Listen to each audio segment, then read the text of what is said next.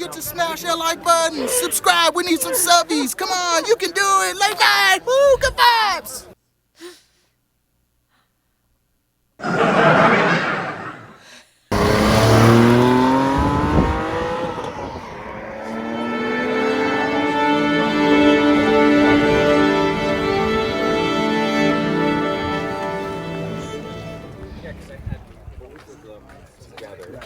Yours and the black, and I sold.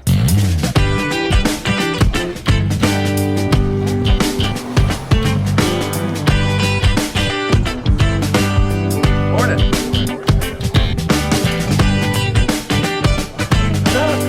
Yo.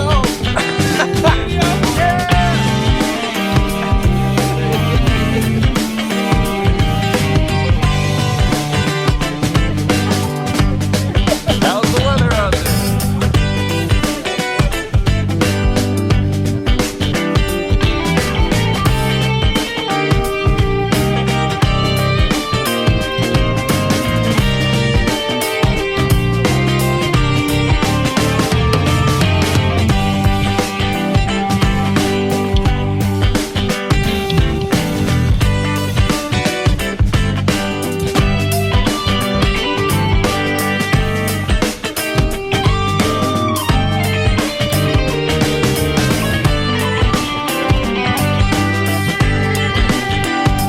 What about free time?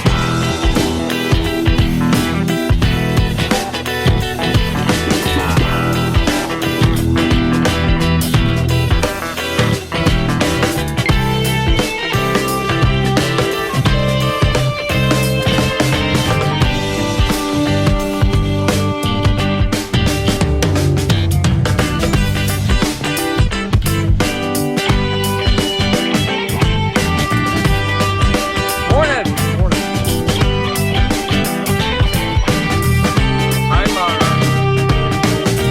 Great, now that you're here. Good morning. Beach is here.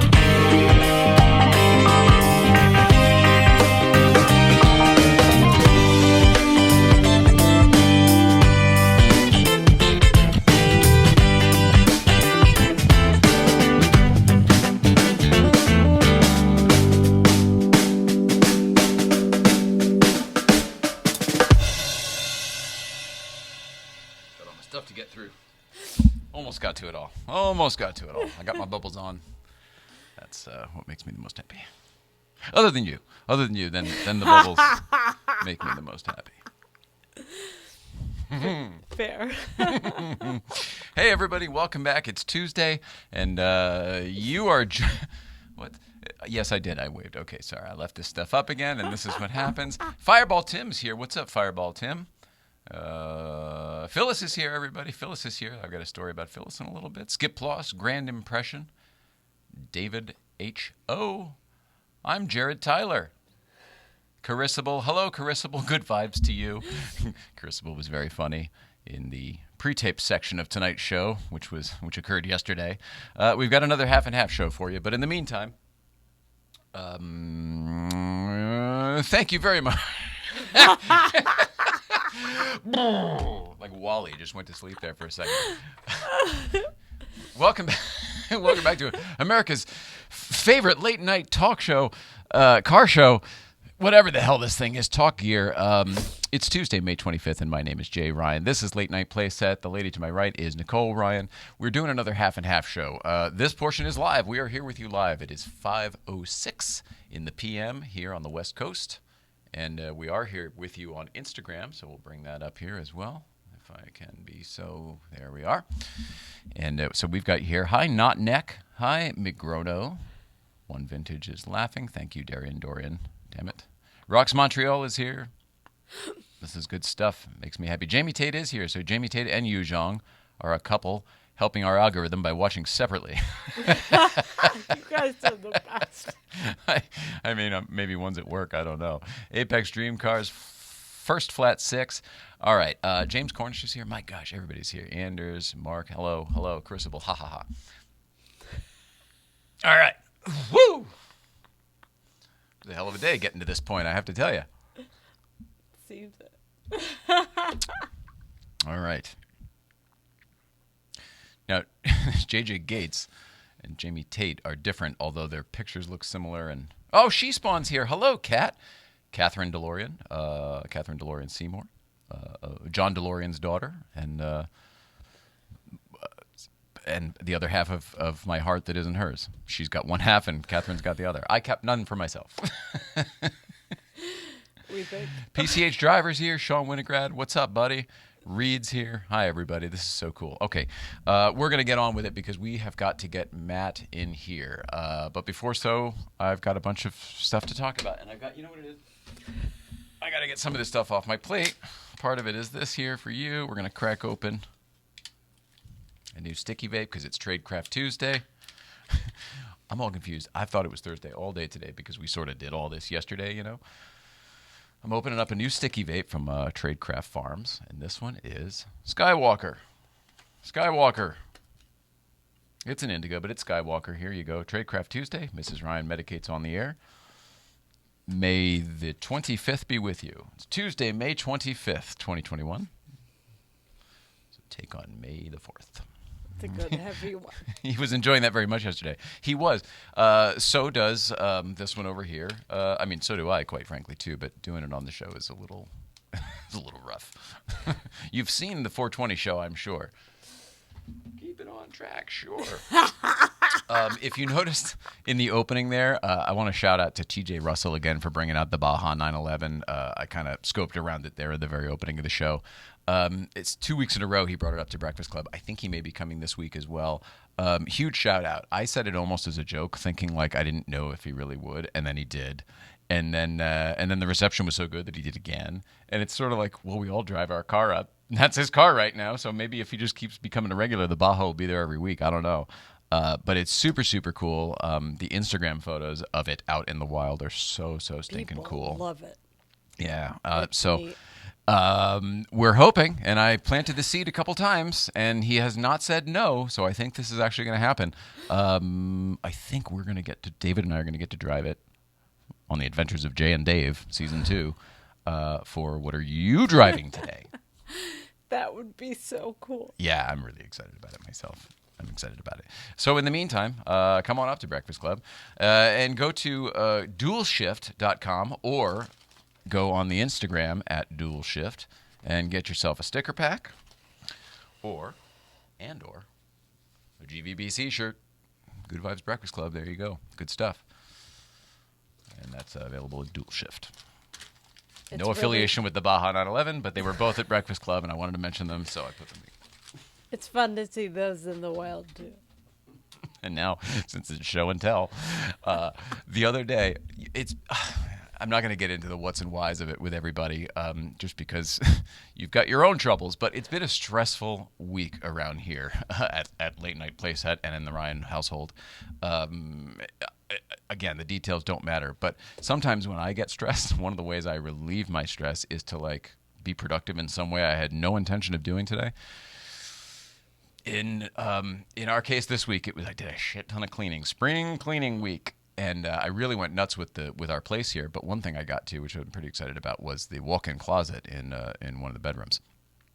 And anyway, in looking through a bunch of old stuff and a bunch of boxes and throwing a shit ton of stuff away, I found an adorable photo of me and my mom when I was a kid. And she sent this to me, and it's adorable. I have changed nothing other than I've cleaned this. I dusted it. It was very dirty, but I have not it was in this frame. It was cut to this shape. All of this is how it was.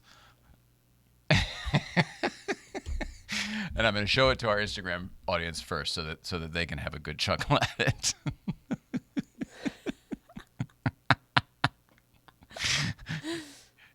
I guess everybody can see that then. All right.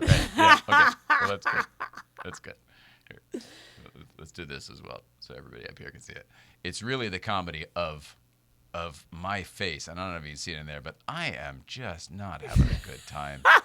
And she's got the whole face of this is a lovely evening on and the whole bit, and and the fact that it's in this heart-shaped frame and everything else, I don't know. It's not funny to anybody else in the world, but it really, really, I think, describes my relationship with my mother in the past. I'll just leave that right there. Yeah. But the closet's clean, and the kitchen is all clean, and the rest of the apartment, I did the windows, scrubbed the floors, like one of those, all nutso crazy. We were twins, man. Same hairdo and everything. Yeah. Were you as pissed off to be a kid as I was? Apparently my entire childhood, I wanted to be an adult always. Now that I'm here, I just want to be a kid. So you don't look happy, Jay. You look thrilled, Skip Floss says sarcastically. Crucible, you look thrilled. Oh, very nice. Let's see. All right. You guys are awesome. You guys are awesome. Cadillac Pat, I'm so glad you're here too. Good to see you, buddy. Okay, so there's that. Let me check some stuff off the list here so we can get Matt in here. Okay, TJ Russell, I mentioned that. And I mentioned, what are you driving today? And by the way, if anybody hasn't yet, go check out Tedward's YouTube channel. He just is the greatest. And he put up the nicest post the other day. And I just love that guy. He's really great. Get into Tedward. Programming note. I have a programming note. Here we go.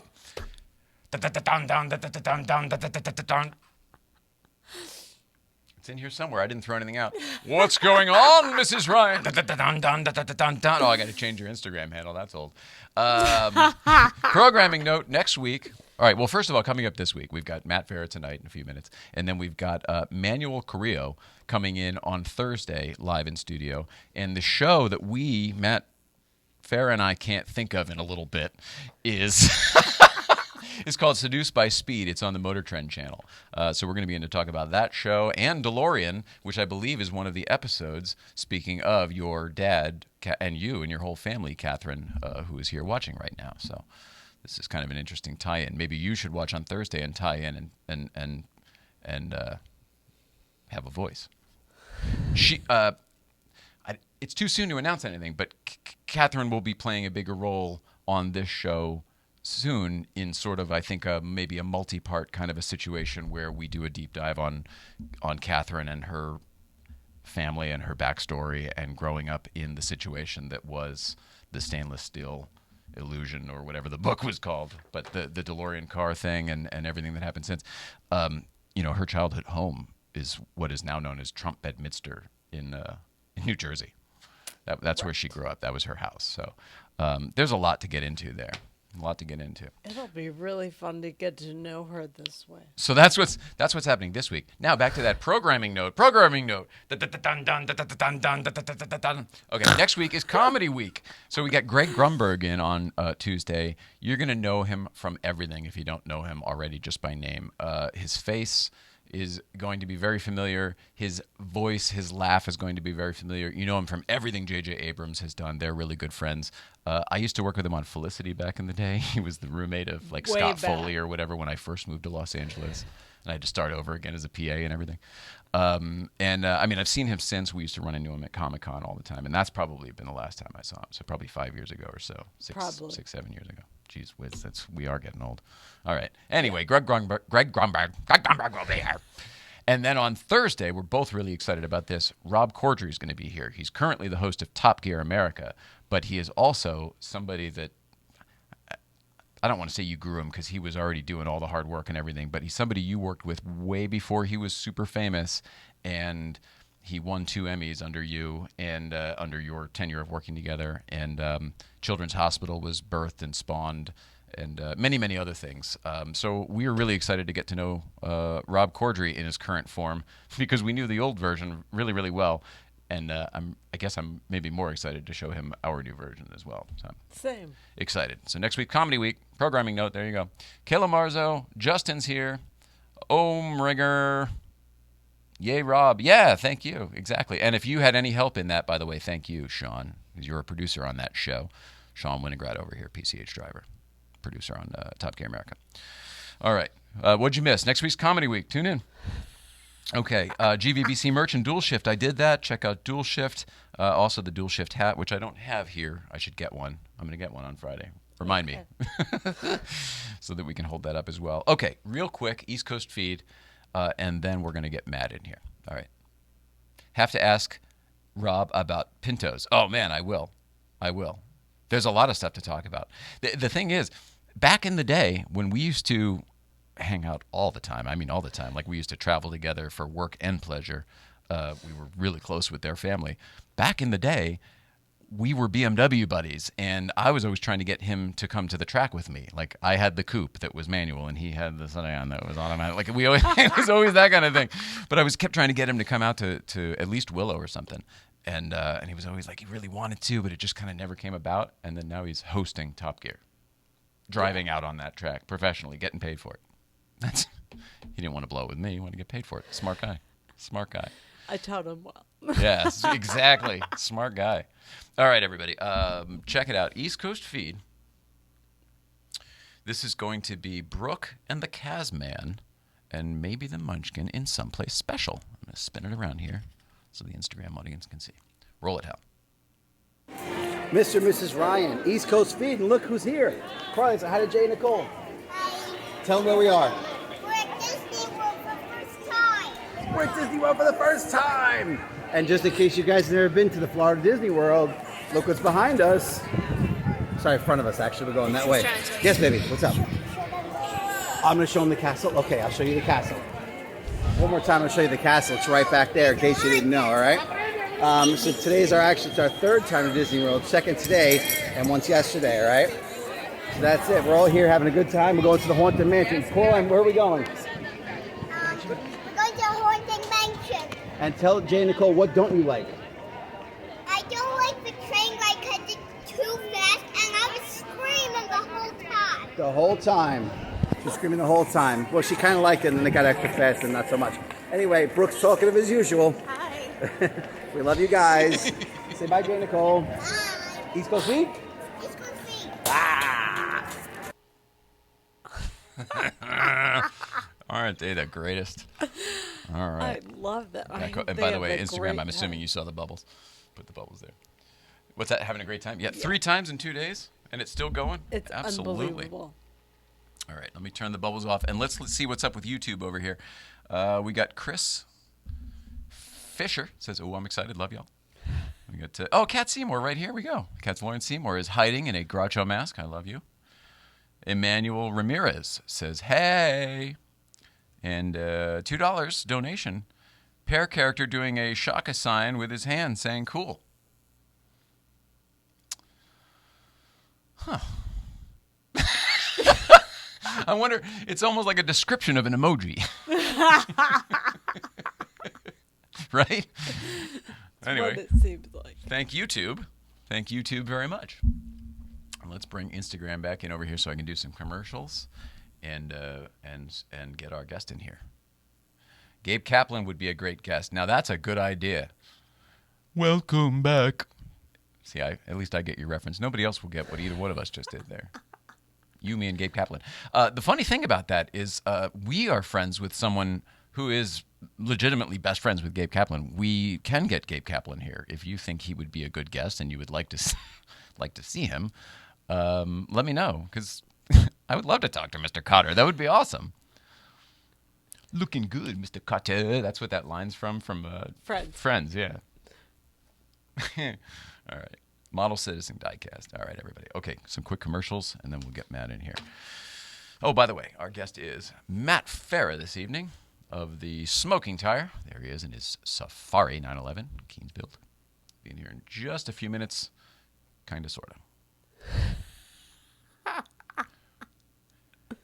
I think that our grooming will be the same. I know our wardrobe is. Oh, I'm going to need to get rid of this. For sure. And everything else should be fine, I think, right? Mm-hmm. Okay. In the meantime, I'll just Instagram up here. This is Jay Ryan from, I'm doing this one first. This is Jay Ryan from Late Night Playset reminding you to please like, subscribe, and comment below. This feeds the internet algorithm and eventually us as well. Be a pal, like, subscribe, and comment below. Also, do me a favor and tell your friends if you like this show. A lot of people check this show out in the beginning, and it wasn't very good yet.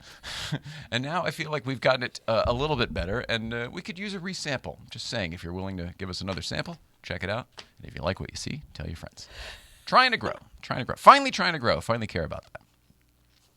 Now, people who don't need to grow need a lift lately. Cruise into a healthy 2021 with Cruise into Wellness CBD. See here, this stuff's already grown. You get it? The cruise is with a Z. If you're going to go to cruiseintowellness.com and you're going to place an order, you're going to want to use promo code Late Night for 20% off that order for being a loyal viewer of this show. Tell your friends, and they will get 20% off. You can pass the savings right on to them. Cruiseintowellness.com, cruiseintowellness.com. Cruiseintowellness.com. Guards Rad gave a little bit of a because of the smoke. Good point. Good point. I thought that was it's like a poop. Excuse Guard Rad. Whew. A lot of fire over here. Up your nose with a rubber hose, says Poodles and Potholes. Well done, sir. Yep. Okay. Now, they say all that separates men and boys is the coverage for their toys. St. Clair Insurance has coverage for your toys. In addition to my toys here, the fog machine and the bubble machine and all the other toys that we have that are insured by St. Clair Insurance, collector cars is something we want to talk about that are... Here comes a few bubbles for you. Collector cars are a commodity that are... the smoke means Matt Farah has entered the building. Alpha 952 knows what's up. He is correct. The value of collector cars is all over the place lately. In most cases, it is going up. So there are two things I would look into lately. Get your car evaluated. Is that right? Get your car evaluated. Get your car's valuation by getting it evaluated. You're going to want to go to Kelly Blue Book after you go to Google. Peach Smoke. That's the other one. Calamarzo. I don't get that. TLG's here, everybody. Huge shout out to Marco, Steve, Armando, and the entire family over at TLG. Get your Porsche some TLC. Come on home to TLG. It's the truth. Yellow Car is actually in between service there because we're waiting on those tires from Michelin. Grateful again to our friend. I don't know if I'm supposed to even say his name, but our friend who is now taking care of us over at Michelin. And we do have tires on the way. I have confirmed. It's in the system. Everything has been entered. The day happened and put it into but there's a system because it's got to go to the agency, and then the agency disperses it. There's a whole dispatch process. Got to get in the queue and everything. We're just waiting on tires. And then Yellow Car is going under the knife again, taking the suspension apart. And Marco, I was going to ask you about this tomorrow, but maybe for our other viewers, is something they should know mechanically. I know we need to do an alignment for these tires and for the suspension work you're doing, but in my mind, I was going to have the guy who do the tires and the alignment. Can we put the parts on now and hope for the best with the alignment, knowing that it's going to be all out of whack, and then do the tires on alignment, in a couple days or whatever after? Does that work, or am I upside down with my thinking on that? It's putting them on the spot, by the way. And exactly how much is it going to cost also, by the way? That's not fair. It's a gamble. Okay, yeah, I figured as much. Okay. All right, well, we can talk about that. Thank you for your honesty on that, and thank you for tuning in. Okay. Did we do it? We did that. Tradecraft Farms, I want to say thank you very much to our friends at Tradecraft Farms for keeping Mrs. Ryan medicated over here on Tradecraft Tuesdays. We really, really appreciate that. In a few minutes, I have a feeling that Matt Farah will also be medicated by Tradecraft Farms here on Tuesday. And I think for this to work, we're going to take a quick break, like we did the other day, after these very, very, very brief words from our friends at Oh So Delicious Hot Sauce, the hot sauce made by bears. After that quick break, Matt Farah will be in here, right? Okay. Cross your fingers, and we'll see you in a minute. Oh, but since your tires are smoked already, it doesn't matter. Oh, yeah, that's it. That's exactly what I was thinking. Yeah, that's what I was thinking. You wouldn't do it to a regular car, but since it's shit already and has to be replaced. Yeah, all right, so we'll talk about that. All right. Oh So Delicious Hot Sauce, here we go. Wish me luck.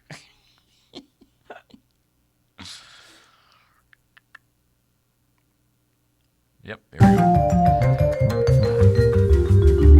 Oh, so delicious. It's the hot sauce made by bears. Garlic and serrano mixed with love and care. You can put it on your eggs, pour it on your rice. It's great on a leg, it's better on a slice. It's oh so delicious. It's the hot sauce made by bears. Oh So Delicious Hot Sauce. Great on everything except oatmeal. Get your bottle today at ohsodelicious.org. $1 from every bottle sold goes to the National Military Family Association.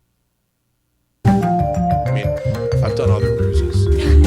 There's been The Great Sultan, one of the most fantastic movies of the 1990s, The Great White Hype.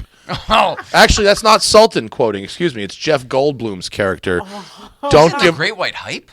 The Great White Hype is not only a direct predictor of the Logan Paul Floyd Mayweather fight that's going to be happening right now, like almost beat for beat. It has one of the greatest ensemble casts that nobody remembers. Sam Jackson, Jamie Foxx, Damon Wayans, Peter Berg, Holy crow. Jeff Goldblum, John Lovitz, Kevin Pollak.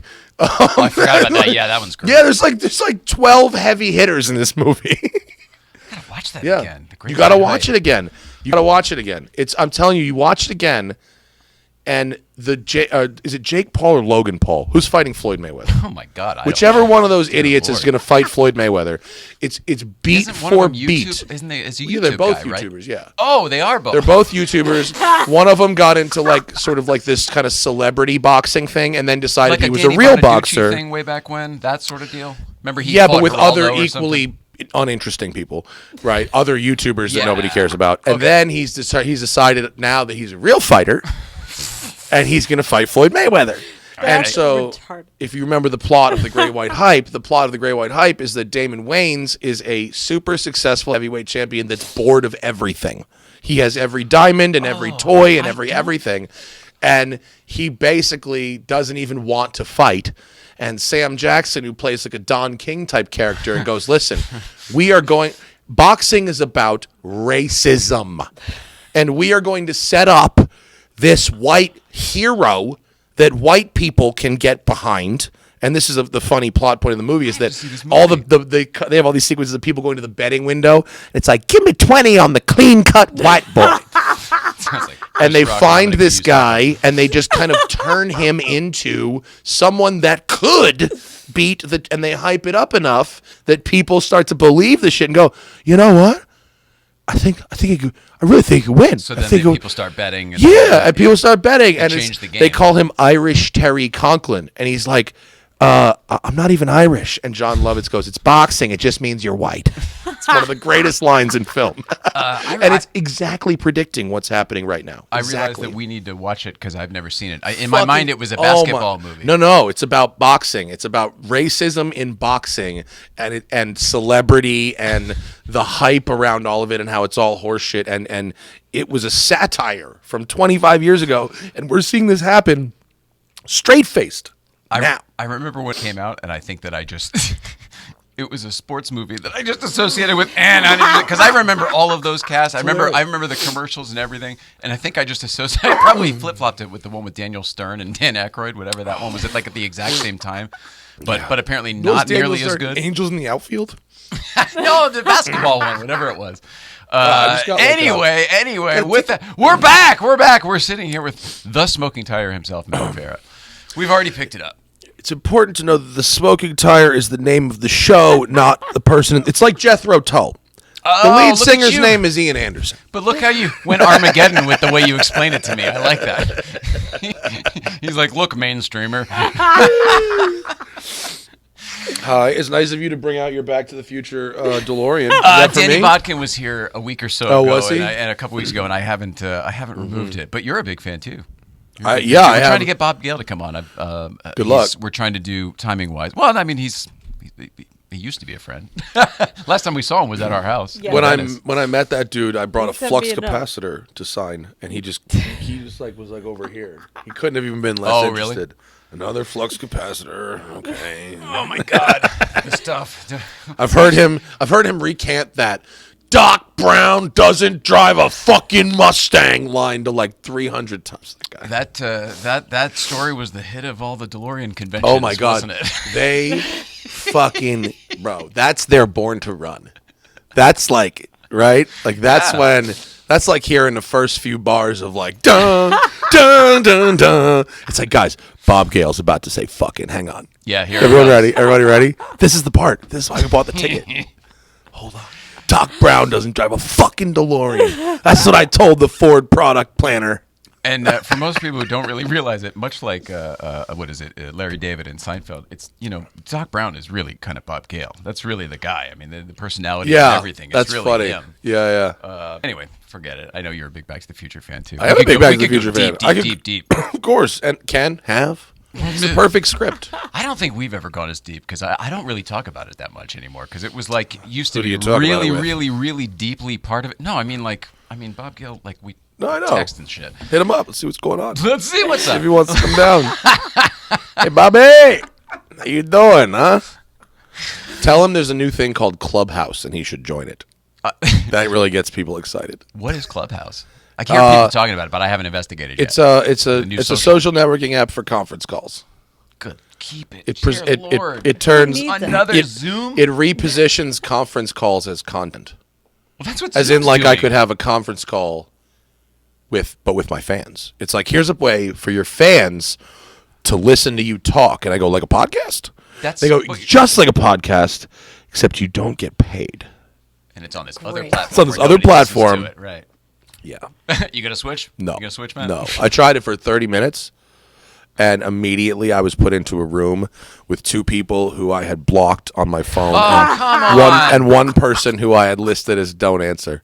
Because all of a sudden all the walls are gone. They have access Because again. there's a back door. Get way in. There's a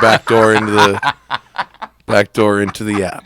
And of course, the first people who are using it. Are people who are like, oh, you're in here? Yeah. What's going on? It's been a while. Yeah. All right. it So has. maybe Clubhouse ain't for me. Delete. Delete app. Delete account. Oh, this is my old life to a T. Like all of it. All of the old PR stuff. Yeah. Yeah. Like hearing it, Yeah. having already dealt with it. Well, because you Like, were the gatekeeper for everybody. Yeah, I was talking to someone this weekend, like all this social networking stuff that's happening. Like they came to us first. Did you see the guy there was a guy up at Bill's this weekend who he came up and chatted with me, and I think he was right around where you guys were chilling on the porch, and he had the thing on the back of his phone that is like the button. Have you seen that? No. I was like, oh, so you're a founder, huh? And he's like, well, actually, he's like, let me get your number. And I was like, all right. And he goes, he puts his phone up and just like does this thing where it's like he puts this sticker on the back of his phone next to like my camera, and it's like a QR code. For your contacts. Bro, don't you remember what it used to be? There was a The thing bump where thing. Yeah, you would bump it together. Did it not work that well? Everyone broke phones. They weren't clanking them together. They would drop it. You kept and they were like, guys, this is a really bad idea. That's funny. Yeah. So it's that, but he had a thing to do that. I don't know. I mean, that's okay. It's fine. That's fine. At least See you on Clubhouse. He's selling it's not like, if you give me $10,000 now, this car will drive itself by the end of the year. It's not like that. It's not that. Go to. Well, it's the most egregious out in the open scam in existence right now. What are we talking about? Full self-driving. That is not. So, it's just available for sale currently. It's just an active and ongoing fraud that people are really rooting for because they're financially or emotionally invested in it. Where do you I mean, do you even think? What do you think the future is on self-driving cars? Do you think that's a possibility? Do you think it's going to happen? In the near term, and by that I mean the next 50 years. Like That's what I call the near lifetime? term. Yeah. We will see some heavily geo-fenced shuttles, basically. Not privately owned. Above ground? Company owned. Yeah, because below ground we have subways. Those are already. I know, but there's somebody working on a tunnel deal. Boring That and is, shit. I mean, so saying, but this thing. Did you see that thing in Vegas? I mean, you want to talk about? No, I wanted to ride. You know those memes, like how it started and how it's going. The how it started is like fucking Star Trek, and how it's going is a Tesla Model X driving on pavement through just a single lane tunnel that appears to have no safety features in it whatsoever. Do you remember Boston and the Big Dig? Oh my God, yeah. It was our entire. It was like 30 years. I never went to Boston. I went there right when they finished it, And I remember being like, the 2000s maybe. Yeah. what I think. It was like 2005, 6 when Yeah. it was open. I'd never been to Boston before, so I can't say about the before after. But that's a shitty driving city. Yeah, well, you used to have to go all around all of that Right. fucking knot of shit. Right. Instead of driving. Well, cities designed in the To 1700s. fly there all the time. It was always like. Oh yeah, added getting so from much- Logan to the city, Oh, yeah, it was It brutal. was a nightmare. It's a terrible driving city. It has its own it has its other merits, but So we I don't read a need book to- called Traffic. That's called Traffic. It's by Thomas. I want to say Vandenbrink. That might not be correct, but it's just called Traffic, and they lay out over about 50 pages why adding lanes, be it above, below, wide, just doesn't solve traffic problem at all. I mean, it's like it doesn't do anything. The only thing that solves traffic is easily accessible and well-designed public transportation. It's the only thing That's that used. solves traffic. People have to use it. And also driver training. Well, if it's not, people have to use it people are going to use it if it's good. I mean, that's kind of the it has thing. to be If it good. functions, people If it's will good, they're people will drawn to just it, use it. Yeah, I would love to take, like when I took the it's not the subway, Metro whatever here, the whatever metro they you call it, from Santa Monica to downtown for That's like perfect. And yeah, if you're you at the live 2 points, it's perfect. if you live by one of the 2 points, Right. it's great. But I had to like drive to the thing, you know what I mean? And now Pay to it's park. there's no way. It's LA's just too. LA's too. I think we're too far gone. I agree. I think LA's too far gone. I thought I don't for a think. second COVID was going to fix it, and then the moment like the everything was lifted and the freewaways were jammed again, I was like, "Fucking, it's Yeah. maybe worse than it The was." freeways are jammed, and in the off season, everybody bought a car. I mean, it's like, Paul Kramer has sold like 3 or 4 cars to my clients in the last like 5 months. Yeah, I help with one of them at least, for sure.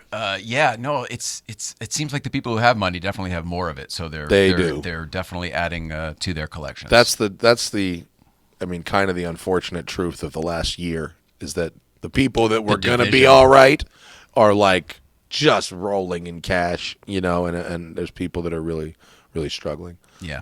I happen to be on the all right side, so that's good for me. But I'd happily be a little less all right if it meant a few people would be helped by that situation. But what are you gonna do? We'll get back to self-driving cars in a minute, but in the meantime, since we're on this token though, Hold on a second. you Tradecraft have time. started a new business in the past year that is doing very, very well, and everybody who knows you is very, very proud of you. Let me just say that. How does it feel? Thanks. I mean, wow, after an intro like that, I mean, what can you say? I hope good. It is I hope good. it feels real good. It's when you spend 4 years building a building, and by the way, we're talking about Westside Collector Car Storage, is my parking lot. WCCS.com. Yeah, thank you. And I'm glad that I accurately identified a market need. Is all I could say. I mean, I lived on the West Side, and I was like, well, there isn't anywhere to keep anything here. I should try and work on that problem. And it was a pain in the ass, but now that we're open, it's anything but a pain in the ass. The customers are appreciative. The customers. Customers. I'm going to coin that. The customers. Yeah, that's a good word actually. That's for like a Dilbert comic strip or something. No, the customers are appreciative and not particularly needy. The staff is professional.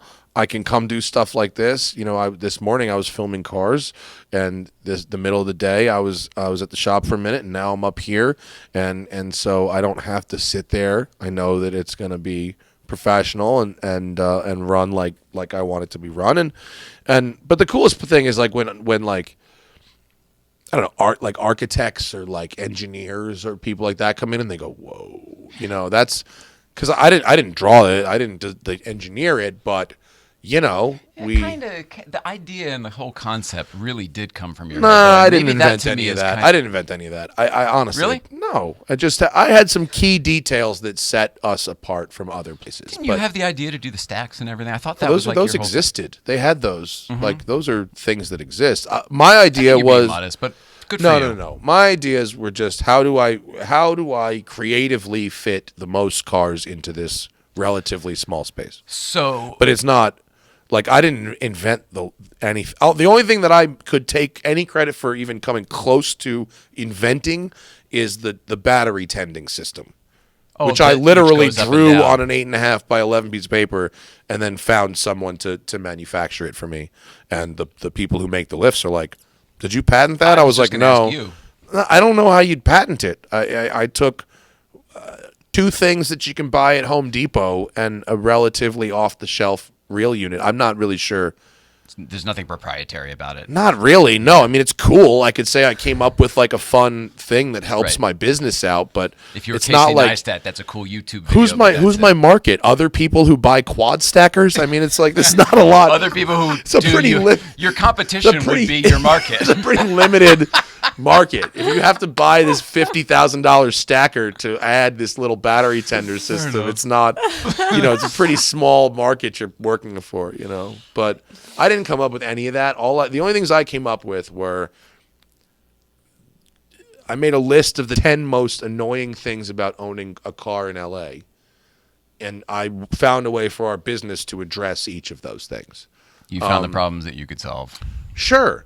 I mean, and it's simple stuff. It's the angles of the ramps. It's the size of the spaces. It's the accessibility of outlets for battery tenders. It's the availability of the ability to pull a truck and trailer through the building and out the other side. It's just it's the basics. It's just basics that make your life a little easier. It's foresight very few people have. That's kind of what if you're going to start from scratch, a big deal. If you were going to do a kitchen from scratch, you'd be like, well, what I have control over more. One would think. Just you're right. raise your stock there a you go. bit. There you go. One would think. One would think. I read this fucking amazing book. The 5. It's like the 5 rules. I keep forgetting the name of it, which makes me an idiot. It's 70. Did you not plug your phone in? Oh no, it's somewhere else. My phone it's over there. I didn't want it near me. Oh, is this what people do? They plug their phone in? Yeah. No, I didn't want it distracted. It's into a plug and not a computer, so there's no data. Someone who heard me talk about it on the podcast can comment on Instagram or something. It's like there you go. The 5. Jesus Christ. And then we'll throw it out Drive there. me insane. Old Trapper says he loves your cats, Matt. Well, how do you Smoothies not? bite. They're Smoothies adorable. I mean, I have a whole Instagram. There's probably a couple thousand people on Instagram that exclusively follow me for cat content. Yeah. You can tell because they're women. Oh. Although Well, I don't know, man. There's not to change the subject again, but there are so many cars, women car collectors that I'm meeting lately that I'm being introduced to, or that are new collectors in general. Do you find that with your customers as well, or is it just lately it's just a weird thing for me? 2 of the folks that have. I don't mean it like that. We have 2 women, professional women. Not related to each other or even friends with each other, that each have 3 cars stored with us, which makes each person has 3 cars. Yeah, yes, that's awesome. And they're cool. They drive them. They're very active in the SoCal events, and they got their Instagram on their cars and the whole deal. Oh boy, they come to they go to your events. And I know one of them for sure. You know one, and I think you know the other one as well. Okay. Is she based here in SoCal? I'm certainly not gonna. Would that be? Then yes, of course. Yeah. But they have multiple cars, and so that's and we have a couple of other female clients as well. But I think I am starting to see more visible ones, pseudo influencers. We could call micro influencers. You might call them. I'm noticing it on Instagram. There are a lot of new. The algorithm. It's the algorithm. Oh, nice. No, I'm seeing them in person. I'm seeing them at events. Yeah, and events stuff. and stuff too. Yeah. I don't. I forget her name, but that like 16-year-old girl with the Miata with the cage in it, who was there on Sunday. Oh, I don't know. It was like the car was painted down the middle and was black on the left and white on the right. It was one of those deals. That actually sounds somewut cool. It was. Yeah, it was cool. She's gonna be on fucking Leno. She's gonna be on Jay Leno. Awesome. She's gonna be on Jay's garage. Yeah, Jay just saw her at Bill's and was like, "Hey, wanna come to the show?" Oh, that's awesome. Yeah, but she had but it was a street car that was had a full cage in it, like with halo bars and shit. Wow. And I tried to tell her to talk her out into taking the cage out because I don't want her to die. Yeah, it's not really the safest thing on the street. You don't It's need that. so dangerous. You get in a regular accident, you're gonna kill The yourself. smallest little accident, you could die. I mean, you just a 20-mile-an-hour crash with a head injury into a cage, you're dead. Because you're not wearing a don't helmet cage on your the street car. Yeah, having so you're basically just putting hardwiring a bunch of hardware in your head into steel pipe. I mean, any kind of crash resistance that your car came with from the factory is just gone. Like, sorry to no, boys. That's not just girls. I was going to say this isn't a girl. That's thing. not just girls. Definitely I've not. seen plenty of guys driving cage street cars too. It's just it's a really bad idea. It's one of those things that sounds cool, but it's not. You can die in an accident where it's like, what do you mean he's dead? Like the car's fine. You know what I mean? It's like the car's not even crashed. You know. The equal thing for me is seeing people without the helmet driving around in the 5-point, or at least the harnesses and everything. You know, I've put harnesses in cars before, and I've done it twice, and I've immediately regretted it both times. And you shouldn't do that either. Yeah. Even beyond your safety recommendation, it's annoying. They're so using your regular. Oh yeah, dude, they're so annoying. It's like, all right, get in the car. and the passenger seat, you're driving around solo. It's clank, clank. They're fucking clanking into each other. Plus, you have to do any passenger you come to. No, you got to do that. No, it clanks into here. No, you pull this lever out. Yeah, when you're 16, you're like, I get to reach into her crotch. It's cool. I think when I was 16, I probably still bought the shoulder straps for the pads. The pad thing. Bro. I bought one set of because I had a Mitsubishi 3000 GT. Of course you did. So it had to go JDM, with those. yeah. It went with those. Sorry. They put this ugly shit on in Japan, so it's okay if I put this ugly shit on here. I was a kid. I totally thought it was awesome. But isn't it funny green how car like with blue pads? It was awful. as Americans we will excuse some like heinous looking mods if it's what they do in Japan. Like, you don't understand. It's JDM. Oh, it's this like is badass somewhere else. You just don't get it. You don't get it. It's like, really? I'm pretty sure that was somebody was making fun of that in a Tokyo car meet as well. That's not like the dopest shit in Japan, and that's how it ended up here. God, it's like the former president said, they aren't sending their best. You could invert that awful quote about like the cars that get exported out of Japan, where it's like they've been raped on. You know, their clutches have been murdered, and some I assume are okay. Some have clean titles. You know, you can really invert that about JDM imports. Some I assume are good cars. You know,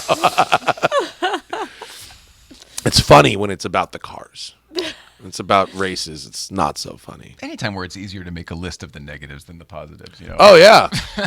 You want to talk about YouTube Gold? Yeah. But boom. Yeah. Boom. Here's the 10 things I hate about anything. Talk about YouTube a winner. BuzzFeed, I think it's called. Not yet, just BuzzFeed, really. What else is on these cards? Oh, this is for other shit. Okay, this is for cool. other shit. It's just like dressing. Yeah. Nice. So because normally this is live. We do the whole thing live. So like I got live ad reads to do. Upcoming guests, plugs for other people. Oh, but it's Monday. No, it's Tuesday. Yes, we're on Monday, but this will go out. The Instagram people are getting it now. I'm very sorry. I had to change days. It's very don't worry about it. Is everything good with? It was just a scheduling thing. I have a cancer treatment tomorrow. I hope you're kidding. Gee whiz! What a way to. No. It's not fun to joke about when I'm sitting here. It's not fun to joke about cancer treatments. Broken anything doesn't. You can't. work Oh, out. you can't. We can't have. We can't joke about any disease at all. If it's blanket, real, no. If it's real. If it's real, joke about that. Shit, but all right. like I gotta make up a disease before I just come don't. down here. All right. I think what it is Next like time the I come on the Seinfeld show, I gotta have a episode fake where disease. Tim Watley is doing the Jew jokes, but he hasn't converted yet. Right, It's like that. She's like, if you're really ailing, fine, but if you're not actually in a wheelchair, you don't get to make those jokes. I see. That's what I Damn do. it. Yeah. I thought by saying cancer that but no, okay. If it was real, Pimple you'd Popper be MD. If it was all right. When I'll make sure to write down when you eventually get cancer, you can. I'm gonna change the world. Like, it's just semantics. It's how you talk to people. It's really simple. Yeah, got it. It's like bad comedy. Like, stop you don't have to try to make things funny. Like, things are funny. Like, All if right, you okay? just What's happening over here? I got a little high on the bed. Spinning out of control. Tokyo Drift. I thought I was supposed to try to make things funny. I thought that was my job. I think that. Can I just ask, is doing the Smoking Tire podcast might not be your long-term end goal with you as a personality on television? Do you have an end goal, or on whatever in a creative I format? prefer to not be on television. Really? Television. I Yeah, know that television kind of sucks. That was a silly way to say it, but No, but like, I don't know. Podcast is fun. Podcast is fun. could you do it forever? I mean, could you do it for 10 more years? Sure. 20 more years? I have I don't think that far ahead. I have no idea. No, I know. I'm not. I really you don't like. have to, I but really mean, like you doing don't mind radio. doing it. Like, I enjoy doing radio. It's not like I'd say like I would do it. I like it so much. No, that's a I'd do good it point. for free. But like, as a way to like earn a living, like now like our numbers and stuff are strong enough that Zach and I earn a pretty good living doing the show. Yeah. And the time invested versus the return is really good. And now we've got this beautiful studio at my place that I built, and it makes it really nice. And we've got, good microphones and good, and it's talking about cars. Steps it up a bit. Well, yeah, and I enjoyed doing it without those things too, because I like doing radio. But I wouldn't have done all that if I didn't see a long-term play. So, hypothetically, Sirius. Have you ever done a Sirius type show? Yeah, before 2007 and 8. Oh, you I did had one? RPM radio on no Maxim kidding. 101. Whoa! I followed fucking Covino and Rich, who Oh, went no on kidding. to be like real big, like Sirius personalities. My show was actually on XM pre-merger. Gotcha. And it was me and Spinelli doing cars you're kidding. for an hour. No, I would never go back to doing something like that. Really? First off, everybody that I've ever known who's worked on Sirius has hated it and called it a miserable experience. I've actually heard similar. Yeah, everybody. I mean, everybody. I know. I'm friends. I know. I'm tight with Opie, who was there forever. My friend Christian Hand had a show for a long Oh, time. he did too? Oh yeah, he had a show with Jason Ellis. I didn't realize that. We just booked him. Back in the Christian's going to be here. Oh, is he in going a to couple come in? weeks. Oh, Yeah. fun. I mean, I didn't have a bad experience per se. My involvement with the company was pretty limited. It was literally like, I don't even think I got paid, honestly. I actually don't think I got paid. I mean, if I did, it was like Congrats on the 150 a experience. show. I was 25. I mean, I don't even give a shit. I really enjoyed it. Doing radio, I went into the booth so Opie and Anthony's right over there. Like fucking Stern's across the hall. Like, holy I'd go in and I'd go into that like fish bowl. Oh, you were across from 30 Rock. I went to the studio to do it. Wow. And that actually was cool for like a minute, but that's actually sort of what sucked. Cause like you gotta be there at 2 every Thursday. You have to be at the place at the time at the In time. the Midtown Manhattan. Whereas the idea of just recording it when it's convenient for you, Yeah, now you have your own and then fishbowl. releasing it on a predictable schedule, well, that's awful nice. Right.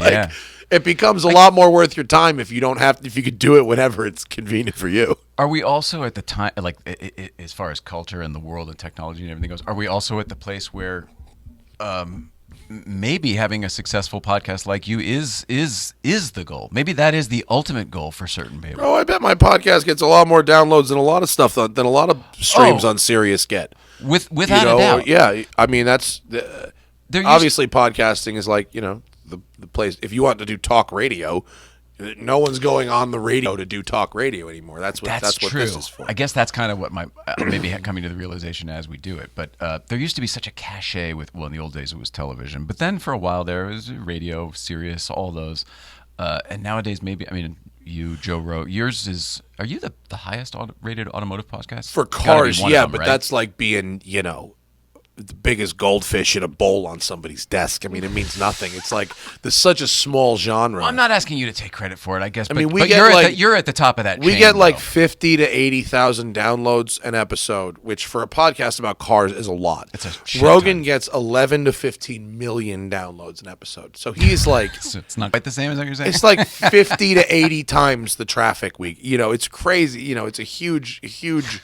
And a lot of the comedy guys, like Segura's show, which does really well. I mean, they get enormous numbers. The comedy guys do. So Yeah. we are a big fish, but in a very small pond. It's okay. It's fine. Well, maybe that's what it is then. Because this started with "It's my job to be funny." Would you ever get into comedy? Because I've talked to Zach about I this. did stand up once. I did 7 minutes at an open mic night. Wait, you did 7 minutes once? I That's did a 7 long time minutes to go once. once. I did 7 minutes Where? once. I went 2 minutes over my light at Brennan's. The places turtle that racing? race turtles in That's- Venice. I used to, at open used to mic. be my spot. Yeah. I did well. I did so well. I scared myself ever doing it. I got laughs. I got applause. I did Were you well. drunk? I think I probably I was had. wasted at Brennan's. That's why I'm asking. I wasn't wasted, but I definitely had probably like 3 vodka and Diet Cokes before going up. Loosened up, lubricated. Good Yeah. to go. And I was driving a Dodge Viper ACR press car. So you're balling anyway. I made a joke about the press car that something about it. It's like it's something I can't remember exactly what it was, but it was something about it being shaped like a penis and it's designed to be driven directly into a waiting vagina, something like that. And then I just good told for a and then I drunken told Irish a revenge story about this girl who broke my heart, and then I like left her abandoned on the side of the road when I saw her car broken down, and I could have helped her and didn't, and let her get a DUI instead. And now, I mean, it is kind of a funny story, but it's like I did pretty well actually, and I did well enough that I was like, no, the next time I go up, I'm gonna bomb for sure, and I don't want to. I'm afraid of that. Yeah. It's too bad. I probably could figure out how to be okay at being a comic. That's kind of. I think you could too, because you are very funny, and you're also very naturally quick, and you can link, and you can analogize. There's all the different things that you sort of need. This little bag of tricks to be a successful comedian, and you kind of just inherently your personality sort of has a lot. I don't have like the grind to practice it. Like I think the podcast gets me enough of that. That's the thing. I don't think you need to anymore. Right? Exactly. Yeah, the You've done- podcast gets you enough of the talking to people. That I don't feel the need. I always tell other people this was my road work. This was my 3 years of being on the road or whatever. Sure. Because I didn't know how to do any of this stuff. You've been doing it for years and years and years. Maybe that's exactly it. You've just honed your skill. You had it naturally, and then you honed it. Over I and over guess. and over. Yeah, I can speak with authority. Are you happy with what you do, though? I mean, with you, like when you speak, you can watch yourself. You're not one of those people who hates themselves. And I don't really enjoy watching myself, but like, I don't either. yeah, I don't really enjoy watching myself. I do if I have to. If I need to participate in the editing process of a film of some kind, then I do watch it. But I won't be the person that ever puts on my own shit. Yeah. And I don't really go back and listen to my own podcasts or anything really. Did you in the beginning? No. I did probably less then than I do now. Oh, that's interesting. I did a lot. I in the hated beginning. myself I hated a lot myself a in the lot. beginning. I don't hate myself as much anymore. I feel similarly, but did Yeah. that come through podcasting, or is that just life and growing? No, up and that's just stuff? that's doing the work and all that.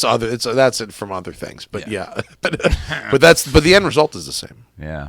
No, it's Great success, by the way, once you get to that kind of clarity. Yeah, I mean security, or not self confidence, but like just like self acceptance, kind of does. Yeah. That spins around. Don't worry about it. It's Okay, a yeah, I lazy thought season. I thought I was gonna like swivel Zach it off. thought he was breaking it. Yeah, I thought I was gonna swivel it off into the stratosphere there. Yeah, no, I that does, but yeah, of course. I mean, I have a sweet gig, dude. I'm chill. Like I guess what I'm I get to getting drive like awesome cars and then talk about cars in a beautiful room that you built with my friends and like that's a pretty awesome way to earn a living. Like I don't really have Yeah, I a wouldn't whole change lot that. of things I'd rather do differently. That's aspirational for me. If we can make money doing this, Yeah. for sure, that's it. Well, that's very difficult, and obviously like I still I heavily participate in the gig economy. Right. I write for multiple publications, and I do the podcast, and I have to do like a variety of like very silly and mildly embarrassing commercial gigs, that I don't really enjoy doing, but that I do because, you got a mortgage to pay and whatever. What do you mean by that? You mean personal appearance type things, or do you mean like doing a video for something?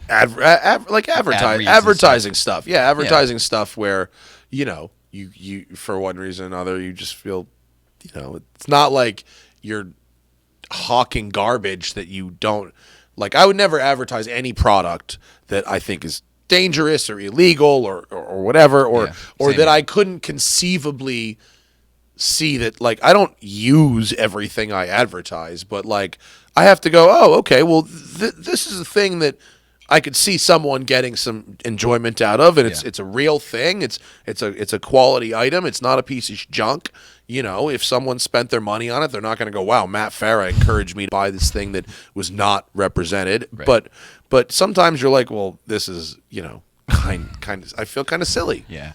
Because you got to be the person. It's not just on the video, on the car videos too. It's not just on the podcast. The podcast, it's just, you ad lib or read the ad, but on the car videos, you gotta really act it out sometimes. You gotta really Billy Mays that shit up. Hey everybody, Billy Mays here. And if you're willing to talk about your balls, I mean, you get paid more. Is that right? Oh yeah. What? If you're willing to talk about grooming your balls, products on your balls, if you're in the, if you're willing to say that you use ED medication, you can get very rich. I'm willing to do all of that, but but getting into if that you're like, program I is still take this aspirational medication for us. because my dick doesn't work right, and the Blue Chew or whatever We're so fixes my busted, shit. I would fall You on that will grenade in a literally, heartbeat. you'll make like, it's like a 3x premium if you're willing to go on the radio and be like, I take these boner pills and they make me have boners. That's so awesome. That's so awesome. I don't actually, because I don't use them, so I don't say I do. I read the ads, but I don't do the personal endorsement section. Right. It's still more than the average ad. Right. Go to my MySpace. Go to my OnlyFans for like a real before and after type of deal. My OnlyFans. We haven't gone down the direct deposit route. We haven't gone down the Patreon, OnlyFans, whatever route. And people encourage us to do that, but we haven't. I guess the long way of trying to say before is you. Well, do you have some comedians in? You've had Tom Segura in. Mm-hmm. Yeah, I guess so. You're just doing kind of what we've do, had in that comedians you have in. sort of everybody. They don't have to be a car guest for you. I mean, it helps if we're gonna have a comedian if they're kind of into cars. I mean, I like comedy, but like, the audience is looking, like at a Byron, certain you point. had Byron, he's a car guy. and I had Chris Porter, who I like, who is into cars. I've had who else is Alonzo Bowden? I love who him, knows yeah. a lot about cars, I think and he's gonna come here at one point. I think he's coming. Yeah. I think so. he's around. Yeah. He's good. He's a good guy. The only problem, I always think of Alonzo Mosley every time I hear it from Midnight Run. I don't know why it's unfortunate, but Yaphet Kotto just died. So. R.I.P. Yaphet Kotto. Yeah. I liked him in The Running Man. That's a movie. Running Man almost rules. nobody. Was it the British guy, Michael York? Is that who it is? Is The Running Man? Yeah. Schwarzenegger is the main person. Oh, I'm thinking of it. I'm thinking of the wrong. Yeah, I'm thinking Logan's Run. Oh yeah, no. Logan's The Running Run. Man is about the post-apocalyptic game show. Yes. Where it's like the gladiators. They're all in the arena. Yeah. And shit. You're a stalker. You're either a runner or you're a stalker.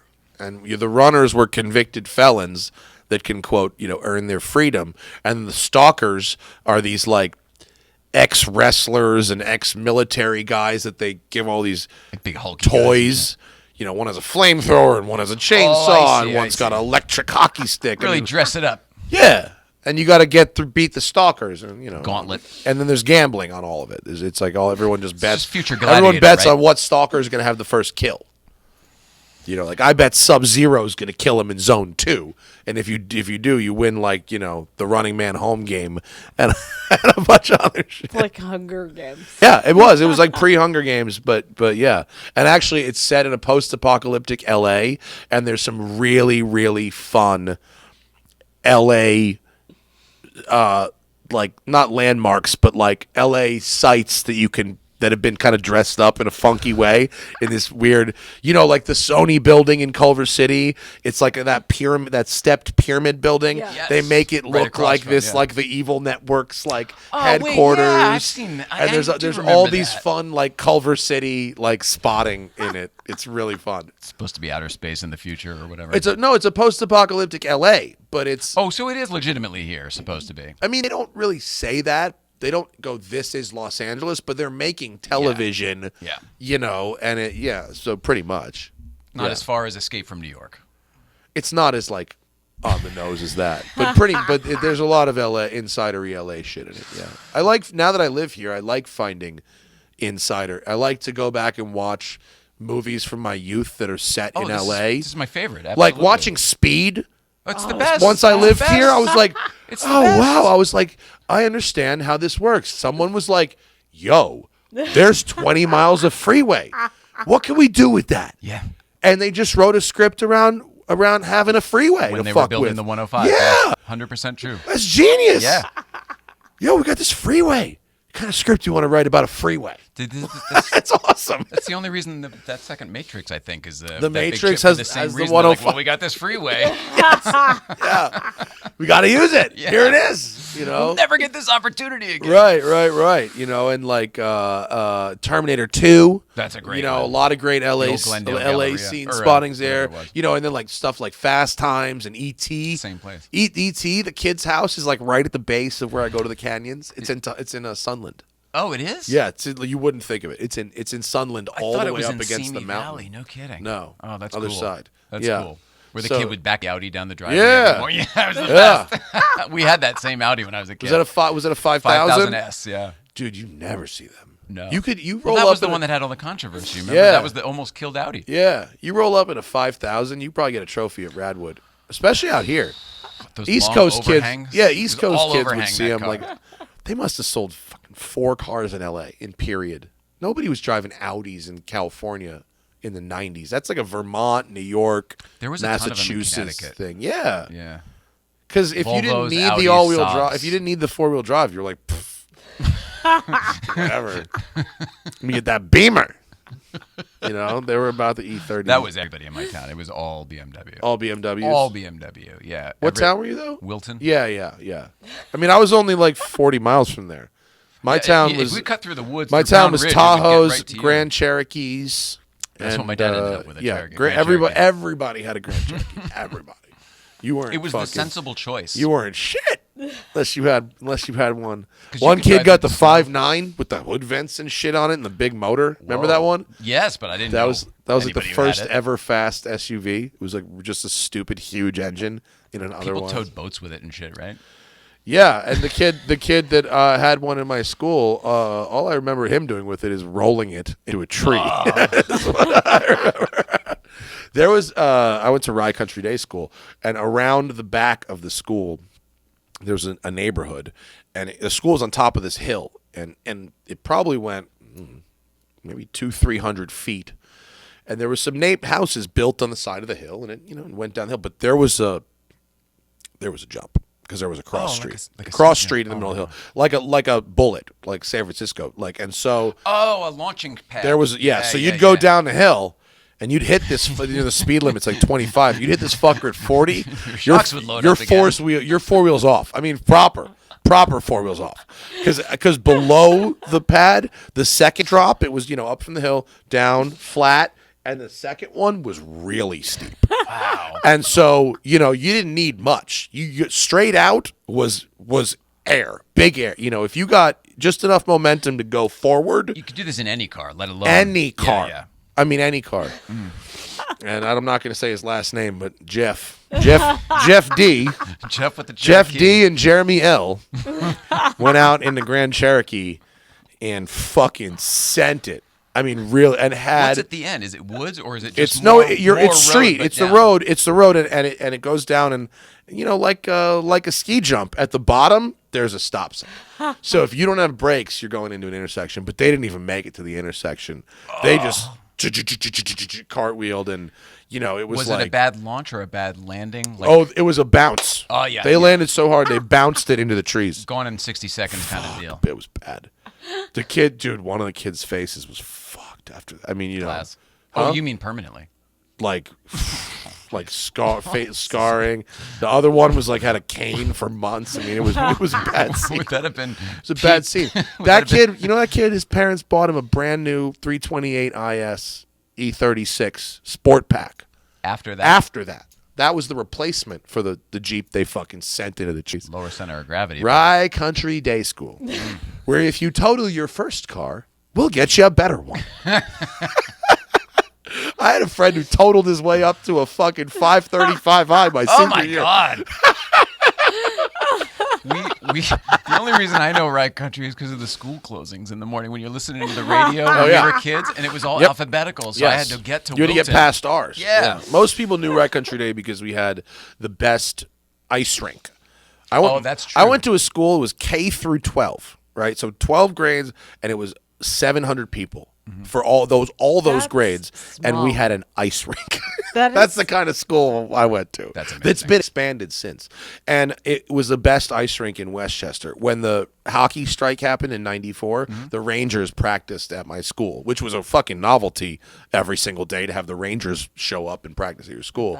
But Just it was warming up the ice, no big deal. It was the cold. They kept this. I mean, now I know that they just had more money than everybody else. They kept the entire ice room colder. It was freezing in there. Normally, they try to keep it at like a bearable temperature for spectating.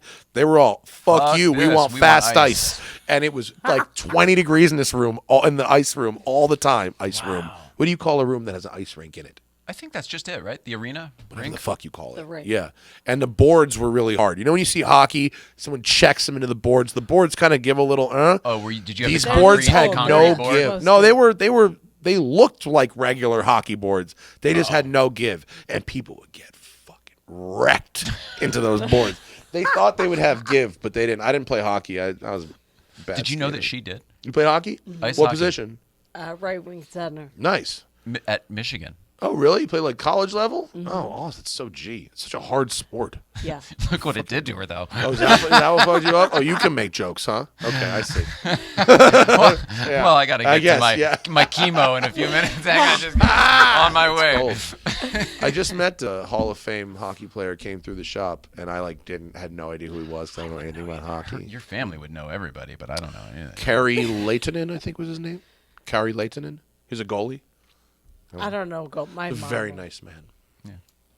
Good. Yeah.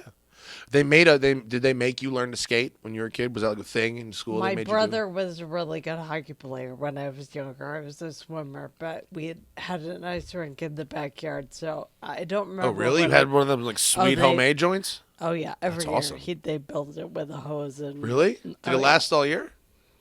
Winter there is like heavier. Rochester, New York, so it is so yeah, so frigid yes, cold. it They would. probably do get a good 7 or 8 Did you months have of- like a home Damboni thing? How do you just lay shovels? Oh, it's We shovels. went out there with Right. skates and a shovel Oh, and a wow. hose. That's how I'll put some hair in your chest. Oh, yeah, because you just hit it with the hose, it refreezes on top, Yeah, and then you yeah. have fresh ice Oh, on yeah, top. that works. Yeah. Right. Yeah. Sorry, we don't know. No, I never had one We of don't know. those. I want to say we're not spoiled, but it's like the opposite. Like we're not like handy. we had a school with a thing. Did you even have a hockey team there? Oh yeah. I would Oh hope yeah, no. so. Our hockey. That team, would be really funny No, if nobody our, even our used school it. had really boys and girls were very very competitive in hockey. Yeah, stick sports, hockey, lacrosse, field hockey. Our school was excellent. There we were terrible at football. Couldn't beat anybody in basketball. But stick sports are like high end, like Yeah. college sports and Right. stuff. Yeah. It's like, oh, Pretty you needed cool. stuff you need to learn to apply to Duke. they taught you. They taught you really well. Well, Stuff you can't use past an Ivy League's education. Who are we calling? That was Adam Ferrara calling real quick. Hey. Hey, what's up? It's Jay and Matt Farah, and we're on the air, but we saw that you called, so I wanted to call you back. What's going on, guys? How are you, Matt? Matt, thank you for doing my show. Of course, it was fun. I got a lot of great feedback on it. So Oh, thank you cool. so much. You should come back and come see us at our studio now that everybody has shots. I will. Yes, I got. Okay, so I It's get. funny. the I just talked to Zach Johnson- about that the other day. About him. I get the Johnson & Johnson vaccine a day before they say, "Wait, there's a problem." Oh, I got that one too, buddy. We're good. No, dude, you got that good limited edition shit. That's that early release. Yeah, I got the Eddie Bauer. Yes.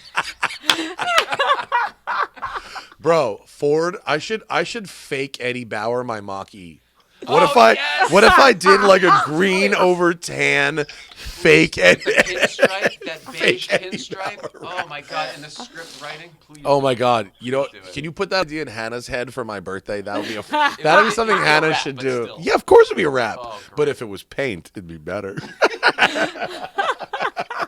Anyway, what's up, Adam, what do you need? Nothing, I We're doing a figured thing it here. out. I got the answer right after I texted you, so I thank you for calling me back. Oh, you're welcome. But yeah, I gotta go back out on the road for a little while, but I'll be back. And let's laugh soon, guys, shall we? Have a good trip. Call me. Let's book a show when you get back. Love to do it, my friend. Okay. Well, and be happy, okay? And then Okay. you and Alex in here too, okay? Yeah, that'd be fun. All right, talk to you soon. Love you, buddy. Love, pal. Bye-bye. Take care. All right. Adam Ferrara, There we go. the man. Such a I'm like, would you have a comedian on your show, please? Asking you shall receive. There it is. I saw Byron's movie came out on Netflix too. And did Concrete Cowboy. Did really. Did you really watch well. it yet? No. It's on my watch list. I haven't sat down. I want to watch it though. Same here, but the weekend it looks came awesome. out, apparently it like did Did it really do- well. the for trailer for the is network. sick.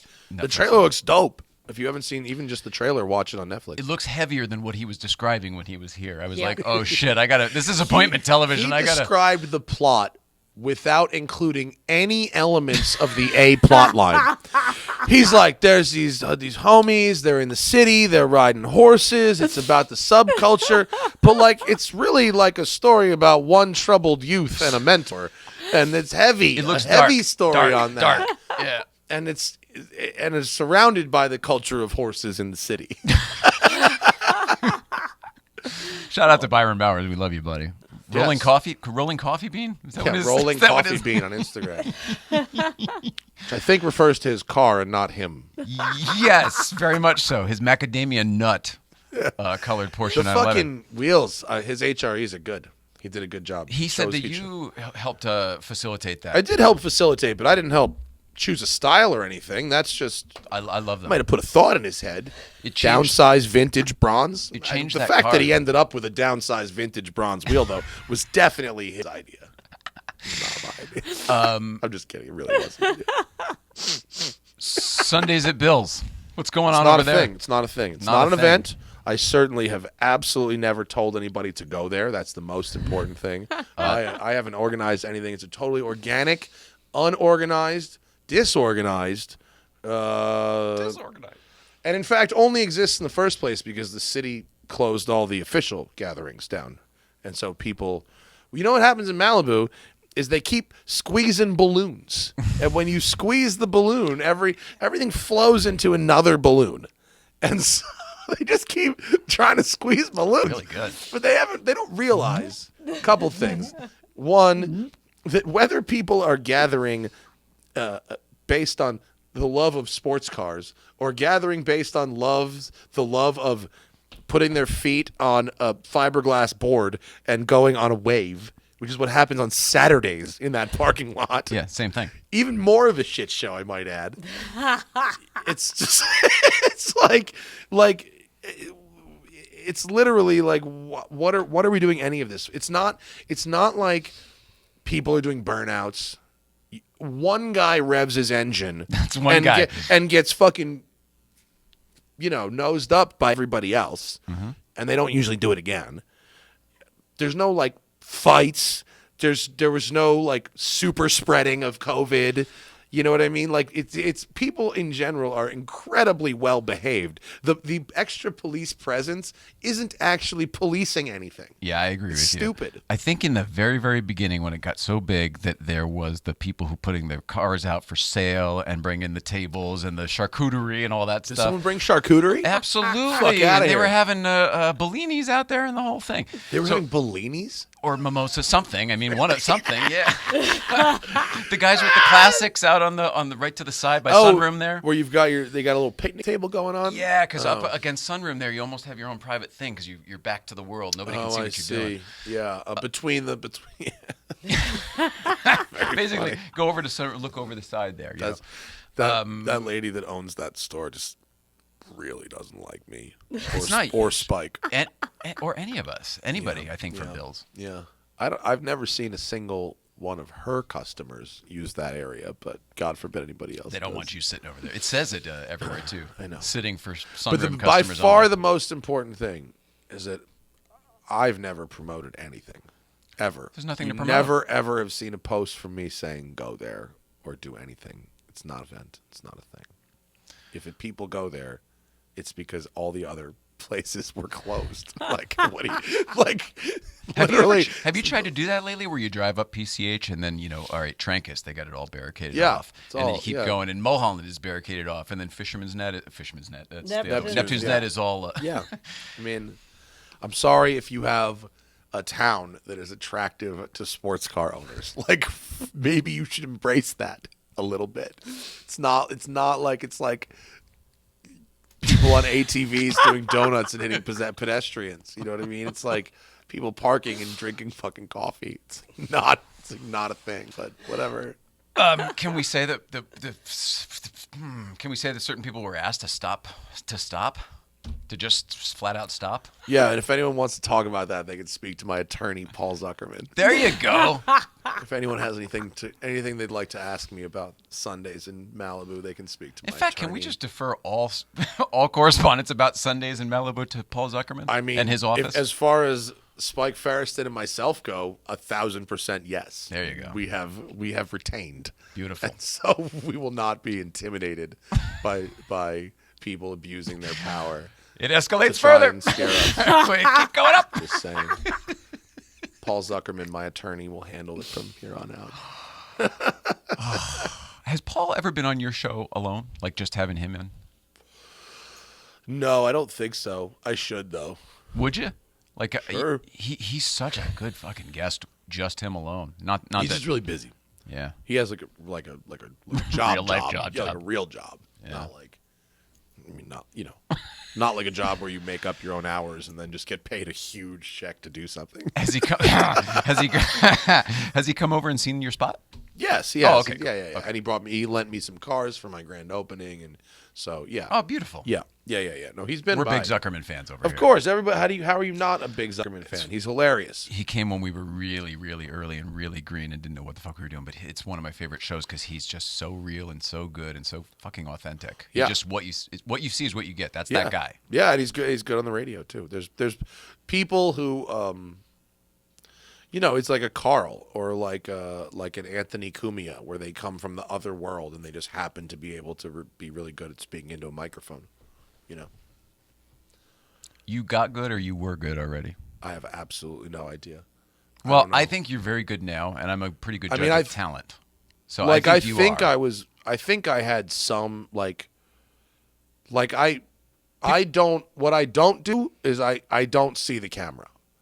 You know what I mean? Like, so you could just point a camera at me and I can just talk to it or talk to someone else with a camera here. And it's like, there's people that like they change or they freeze or they whatever.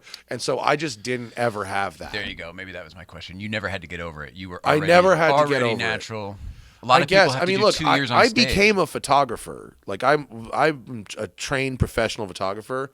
And you went to school for it. I went to school for it. And the way I started taking pictures was because I hated being in pictures so much that I thought, well, if I take the picture, that will get me out of this. That's amazing. Yeah. And so I wasn't. Not shyness? Was that shy? No, pure self-loathing. Oh, my God. Pure self-loathing. And so, because my personality was not small and shy. It was just seeing myself because I was fat and I just really hated that about myself. I had constant negative reinforcement about my fatness. Like I was just made fun of my whole life. And I wasn't, if you look at pictures of me, like I was not actually that fat. Like the amount of mean that people were to me compared to the amount of fat I actually was pretty disproportionate. But nevertheless, I hated myself. And so learning to be a photographer it's a horrible patch for that problem, but it's what I came up with at the as time. A kid, though. That makes so much sense. And then when I was 25, I hit, rock bottom in terms of weight. I weighed 335 pounds, and I lost 100 pounds.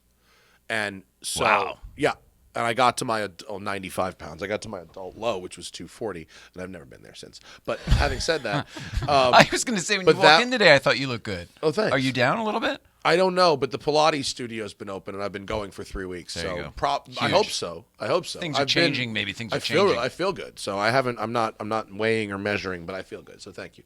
But it was when I was had the confidence of losing 100 pounds, dropping 8 inches off. That's when I was like, fucking point if a I'm camera ever gonna do this at me, get me an affliction shirt and a fucking big pair of sunglasses. You know what I mean? Like literally, I became, I know the year. I remember the style. Sideburns. And all of a sudden it was. It wasn't like I was rewatching myself going, yeah, but I all of a sudden no longer had any problem being in front of a camera. That's a huge thing to overcome, losing 100 pounds. That's a fucking huge I've done thing it. to overcome. I've lost 100 pounds once and 50 pounds twice on top of that since then. So it's amazing. Yeah, I know how to do it. Learned how to do it. What's the secret? Don't have an injury that keeps you from going to the gym for fucking 6 months. Oh, I thought I've had diet and exercise for sure. I've had 2 back surgeries and torn both patellar tendons. So I've always been in a place where I can maintain an oak, but then I have a fucking and it's smoking weed and eating and not working and whatever. I knew you had back injury stuff. I didn't know you had surgeries. Where was your stuff? L4, L5. Oh, down low. Compression injury, or what was your driving? Both. It was purely from driving. No shit. Yeah. And my knee was a snowboarding accident, but wow. Yeah. So I'm fucked up. Yeah. So I'm just now it's like, just stay out of the hospital and all that. Pilates, dude. It's Pilates. And I also was afraid. Get the core strength. Once you have strength in your spine, it's kind of amazing what aches and pains go away. Yeah. And I was super afraid to work out in public because I was so the same thing. Being fat and also being sweaty, like being sweaty in public, like. I had so much media reinforcement that fat and sweaty was gross. And so I didn't want to be fat and sweaty in public. So I would only work out at home. And that limited me to whatever I could do at home. And eventually when I got with Hannah, she convinced me to come and go to the gym with her and work. Get over it. Go, and I got over it. And now I go to it's me and like 8 hot women, including my wife, but sometimes not even my wife. And going sweating and bending over and sticking my butt out and shit. And now that doesn't bother me anymore because it makes me feel nice. And these hot women are like, they fucking love me. Nobody who looks like me goes to this place. And anyone who does won't admit their injuries or weaknesses. So the fact that I look like me, go there and admit my injuries and weaknesses, being vulnerable. And they're like, oh my God, he is the best. They love me down there. It's great. She has a lot of experience with sweating in public. Not you personally, but you professionally. Wow, that's an intro. No, hang on. Professionally, there was somebody you used to work with who it's a notorious problem for. And what were some of the things you used to? I had to go get washcloths to mop him down. Yeah. He's big and he just sweat all the time. Yeah. I think it's Craig Robinson. He's a famous sweater. Everybody knows. Yeah. I think I sweat more than I should. Like that's how he felt. He felt that way too. We just saw the makeup go, but like, dude, Hannah and I go hiking, and it's like there's people that are way fatter than me, not sweating on this goddamn hike. Like Hannah, and I was like, that means you work. That means that's what I say. They're probably not working as hard as you. Like sweating is like a thing. So like I got over that too. When we get donuts on Fridays, there's a class that just opened up, and like women go in there and do their hair before they go. It's like, oh, where we pick up Dunkin' Donuts before breakfast class. That's funny. Oh, dude, there's women in the Pilates class, full makeup, straight up, looking like, I don't know, they're going on a date right afterwards, and some of these women are like so good at this really hard stuff. It's like I can't They're just like, and I'm like, You can train yourself to do that. Yeah. Not smart.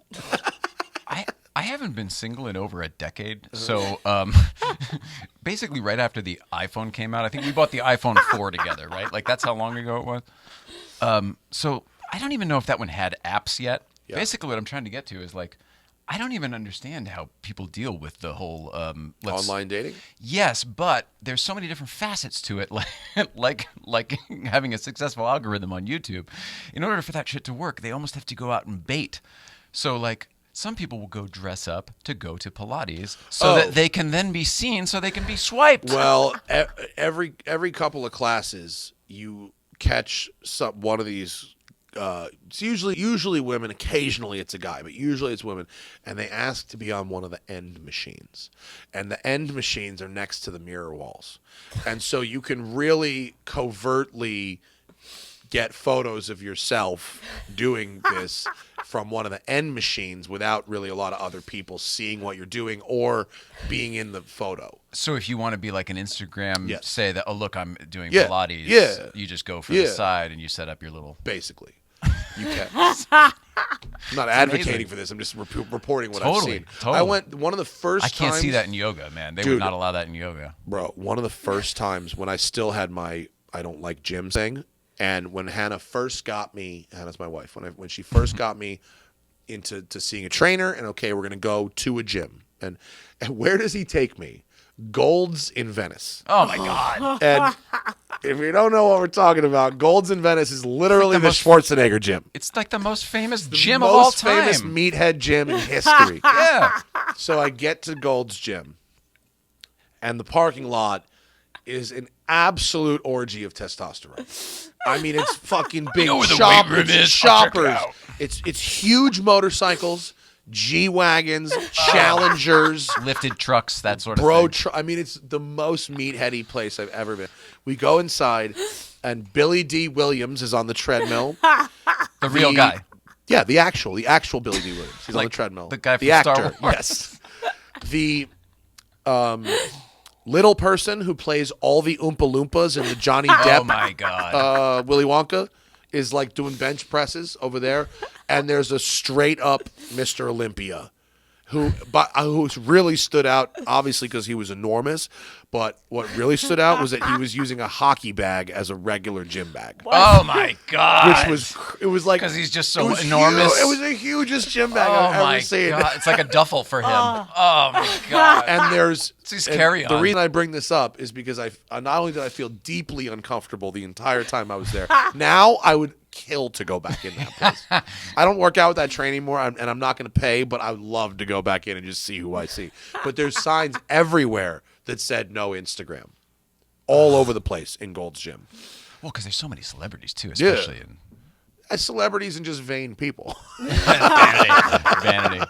Yeah, that's right. Didn't they get rid of the red light cameras because of that same thing? Like it was an invasion of privacy or whatever. That was how what? that red light cameers in LA. Remember, there used to be a bunch of red light cameras. Yeah, and they're still there, but they don't use them anymore. Theoretically. So yeah, well, there wasn't there a whole like a violation? red light ticket is not enforceable, meaning they can't add points to your license and they can't put you in collections.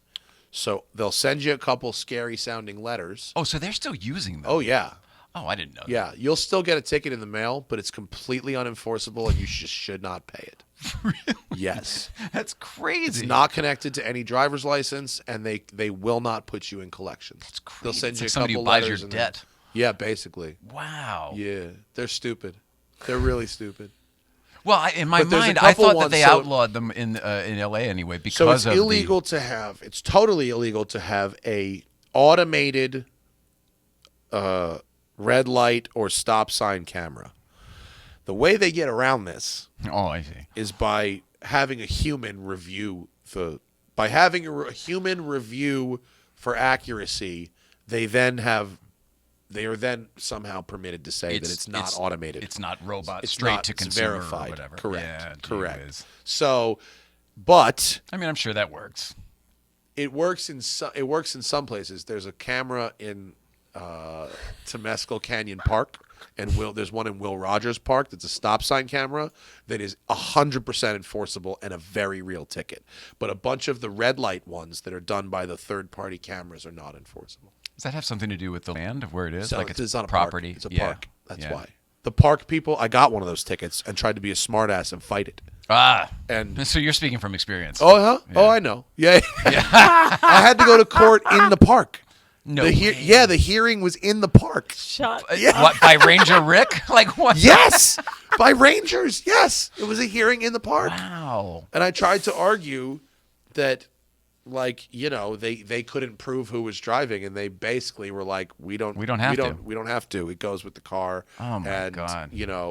They knocked something off the fine for showing up. I think it was 100, and they knocked down to 50 because I showed up. But anything that I thought was going to be some kind of smart argument, they were like, ugh, it's the fourth time today we've heard that. You Googled how to beat this ticket too, yeah, huh? Right. All right. Here's $50 back. Have a nice day, kid. Wow. We have done the time. We've done the time. There's a Good Vibes shirt for you there. I like this. You know how I know it's a good shirt? Because it comes in this matte finish bag that feels good. This is a good shirt. Thank you. It was a lot of effort to try to find the right kind of vintage rock and roll kind of material. I should be annoyed that I'm the last person to have one of these, but I appreciate you giving me one at all. I haven't seen you, and when we gave Zach one the other day, he ran out of XLs. I know he told me. Thank you. He said he didn't want to insult by bringing a double XL. That's exactly right. That's exactly right. You don't ever want to insult someone by bringing someone something too big, and you really don't ever want to say that a size that is definitely smaller than they wear, quote, runs big. Let me explain something to you people. There is no such thing as any size that runs big. No size runs big. Doesn't happen. Maybe in fucking bowling shoes, but not in T-shirts for fat people. Sizes only run small when you're 335 pounds. So the truth is, I wear a medium. These do run a little bit big. Hilarious. I guess because they're pre-shrunk or whatever. Mine didn't get any smaller. We'll see how it goes. I will abuse this T-shirt. Whatever size I'm you just need. bummed. Like because of my job, I haven't been able to come to the Good Vibes Breakfast Club in a few months, but I'm actively trying to reorganize my schedule so I can do that. Hope to see it's you fun. soon. Yeah, it is fun. It's become a thing since you were there last. Is Newcomb's ever going to open again? So we should talk about that. Newcomb sold. Oh, did they? Yeah. To who? Don't know. And we're hearing private residence. Oh no, really? Yeah. Now I don't think that would be Newcomb's itself. I wouldn't imagine that you would pay that kind of money. No, they'd bulldoze it and put a house there. How big is the property? It's 18 parcels. It's a lot. It's a lot. Oh, it's a lot. It's 18 parcels? Like you could build a subdivision up there? I don't know exactly, but I do know that you can do anything you want because the zoning predates the federal government. What did it sell for? I heard a lot. What's a lot? I don't know what it sold for. I know that they were asking. Can we look it up? Do you have real-time internet? Because you could look that shit up in like real estate sites. Really? Yes. If you look at like LoopNet or one of those sites. LoopNet? Yeah, just Boy, look up. Just Google Newcomb's Ranch sold. I mean, I don't even know does that property even have a numerical address? No, it doesn't. It goes by the mile marker of where it is on Highway 2. Crazy. It's like 38.7 or whatever it is. God, if it was, I obviously any kind of property where you could live in the Angeles Forest would be amazing. There's that house on Big Tahunga. Who knows how the guy's got it on the corner? Yeah, it's like that modern house. It's incredible. I know. I don't know. I don't know how that person ended up with that house there. The whole that's fence. Fucking cool, man. Every time I see that house. Any idea? Any got anything? No. All right, we'll find that later. Yeah, the closest Googles are any all any real time commenters have a price on that Newcomb's Ranch sale? No, nothing. Tedward, no. Tedward, man, you were a great guest. Not like you're ever looking. I mean, you're not like you're. I don't know what I'm trying to say. Not like you are. I met Ted. You did? He came by the shop. Oh, okay. I was going to say he'd be great for your show too. He was driving the worst Jeep I've ever seen. The Willys? Was it the old Willys rusted out? What a shitbox. It wasn't his, right? You borrowed it? No, I borrowed it from some guy. I think he only drove it like a mile. Apparently, he drove from somewhere that was right up the corner from. He showed me the video. It was like It was you horrible. You could see the ground going. Yeah, one of the underneath. worst things I've ever seen. It was terrible. And I mean, And even it looked like a MASH Jeep, like that old. yeah, Willys. Yeah. A great Willys is a terrible shitbox. I mean, and this one is several levels down from that. Brutal. Really bad. Porsche question: getting out of a 991.2, 3 Welcome to my fucking show. Here we go. Yep. And choosing between either 992 cab for daily, 991. boy. What do you think? What? Choosing between a new cab or an old GT3.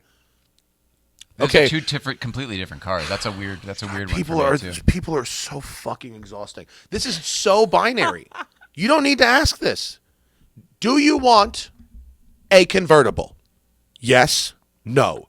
Check a box. One of these cars is a convertible. The other one isn't.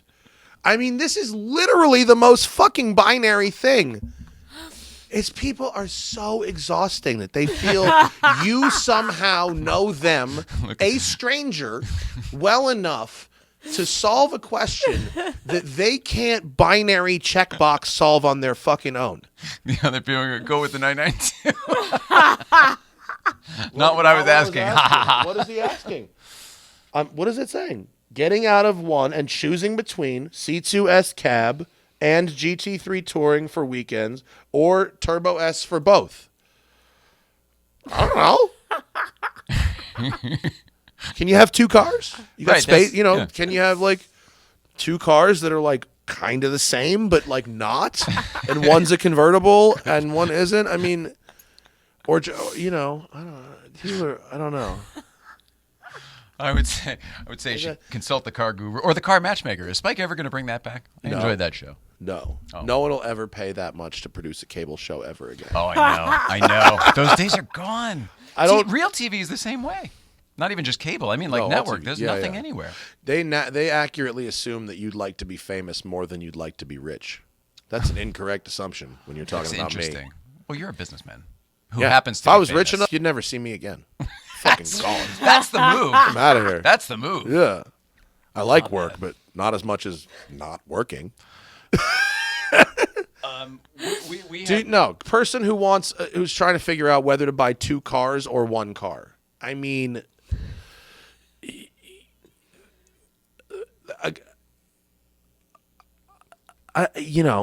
two cars. We're talking about two cars versus one car. Like, having two cars is so much more annoying than having one car.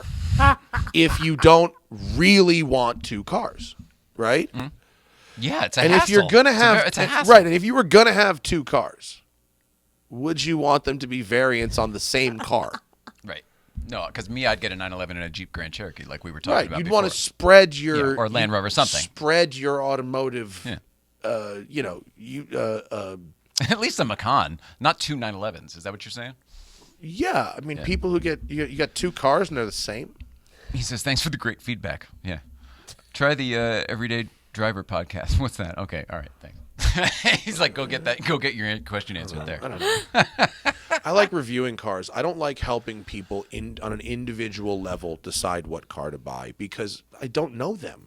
I'm good on an individual level if you do know the person. It's a conversation, but public advice like that is tough. If someone says to me, Matt, I want a fast wagon, and I'm not sure which one to buy, I'll go, okay, well, I've driven the E63. That's probably the lightest on its feet. The RS6 is like the most kind of stout and heavy.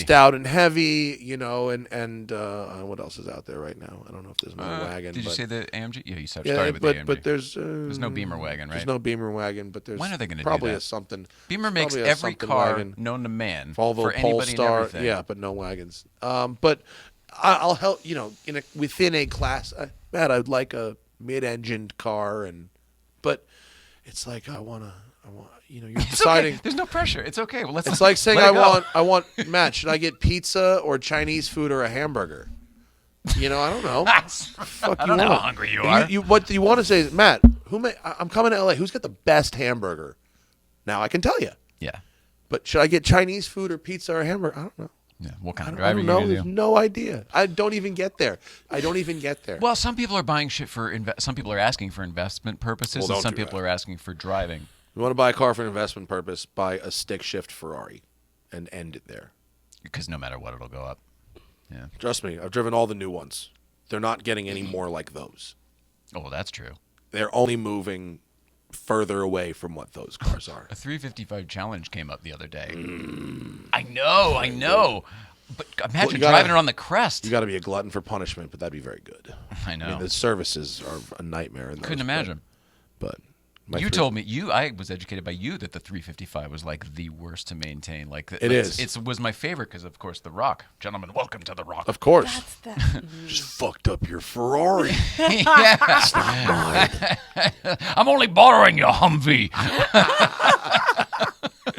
Yeah. That's pretty good. Yeah. No, 355 is the best, but to drive, not to maintain. You know, it's just they're very expensive. But you know, that's if you wanted to invest in a car. I mean, that's Lamborghini just announced that by 2025 or 2024, everything they sell is going to be a hybrid. Nuts. So, stick shift Lambos is where you want to be right now. It's pretty cool. Cannot recommend that highly enough. Really, get a stick bull. Yeah. You make it sound a little less erotic than you just did, but yeah. Oh, really? See, in my mind, I guess that was in my brain. I was putting things in drawers. I was like, the stick bull. All right. Mental note. Got Exactly. it. That's how I log it. All right, man. We've done the time. Thank you so much. You have been a huge supporter of us from the beginning. Thank you for being Thanks a for building guest. the studio. Thanks for everything. Thanks for the job. This studio, I was like, oh, this person can build my studio for sure. That was a fun time. It was really fun getting to know you and Zach because I think I told Zach when he was here, but I came home and told her, I was like, I like those guys more than I thought I would. I thought it was just going to be a job, and I was like, I like them. Like, they're really cool and fun. And They're nice. Yeah, I'm not really good at making friends, so it was pretty fun.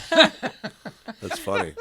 Have you figured out a more efficient way to bring get coffee up to the top of the hill? Or is it still just one jug of Dunkin' Donuts? It's me and a jug. I mean, we can do whatever we want, but $50 a week, it's expensive. There's got to be a more efficient way to do that. You mean, like grow our own beans up there and then No, but what if we just made coffee up there? Oh, that's a hell of an idea. Like bring an urn. Why don't we and bring sort a coffee pot and an inverter and a couple gallons of water and make coffee? Especially because there's always some sort of Outlander car, truck, SUV thing there. We thought about Zach and I thought about that on the when we were overlanding. We were like, why don't they just make the coffee up there? Yeah, it's a good idea. Let's do that. That seems easier. I mean, we still have to go get the donuts. Well, fine, but just saying that's easier to do than getting hot coffee. I guess I'm open to anything. I think it sort of depends on where we end up. I'm gonna bring a coffee pot next time I come up there and make my own coffee. That would be fun. badass. Yeah, do it. It'd be fun. Or AeroPress and a kettle. Did you keep that van? We heard the whole Keep everything it? we didn't hear from you and Wait. everything you didn't mention on the podcast with Hannah. The overlanding van? Yeah, we got from No, Hannah they the took other it day back. on Sunday. And then the whole thing about how when you were done or whatever, the guy was like, "Oh yeah, In the middle of I don't work there in the anymore middle of my anyway." loan, my contact quit the company, which was hilarious. So Hannah turns to him and was like, "So do we own this van now?" There's legitimately no paperwork. I mean, There was no. The next person could have called me, and I'd be like, "Who are you?" I have no idea what you're talking about. No, Never but seen a van. I didn't want it, so I gave it back. Oh man. Yeah. Everybody please check out the Smoking Tire and the Smoking Tire podcast and the Smoking Tire clip channel. Is it the podcast clip channel? Yeah, TST. Is it TST clips? Clips, yeah. Yeah, TST clips. All of those things, plus you're everywhere else as well. You got the Haggerty show. Yeah, shows, modified plural shows. Tuesdays on Haggerty. I think I might only have 2 or 3 episodes left for this season because it was 10 episodes. But then we're gonna do another season, which is good. Congrats on that. Yeah, that's cool. And then it's what fun. about Sorted? Are you guys doing more of those, or is that? I have no idea. Okay. I have absolutely no idea. Okay. Yeah. No, I have nothing to share about Sorted. Fair enough. But you do have tons of other things in the works, and we should just tune on our internet if we want to see. I have we rearranged a few things at the shop, and I have 4 spaces left to sell. Whoa! So if someone out there wants you've been sold out. Well, no, he's been we sold were out. sold out. Sold out for a while. the last like month. Yeah. But we had one person is moving out, and I was able to juggle a couple things, and I now have 4 spaces left. Sweet. So if anyone out there needs space, now is the time. It'll never be any cheaper than it is right now. Go to WCCS.com and reach out, contact, however, etc., etc. Thank you, Matt Farah. Thanks, Jay and Cole. Everybody else, let's see. Today is Tuesday, right? That's right. So Thursday we'll be back with Manuel Carrillo from the Motor Trend. He's got the new show. He just did your show as well. It was good. It was fun. Yeah. What's the name of his show?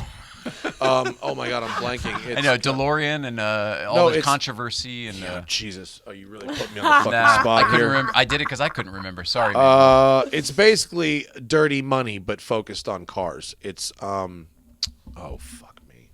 I know DeLorean is one of the subjects, and I want to talk to you about it because Catherine, of course, DeLorean is one of my all-time They're best doing friends. one on the Dale. There's one on the Coke runners that won Le Mans. Like it's a cool show. Yeah, it's a cool show. It's on Motor Trend, and I'm literally blanking. No, it's not your responsibility. I was just trying to plug it. Sorry, Manuel. We're going to find out all about it on Thursday, that's what we're doing. So, Mrs. Ryan, I love you. Matt Farah, we love you. We love everybody at home. Please love one another. We'll see you next time.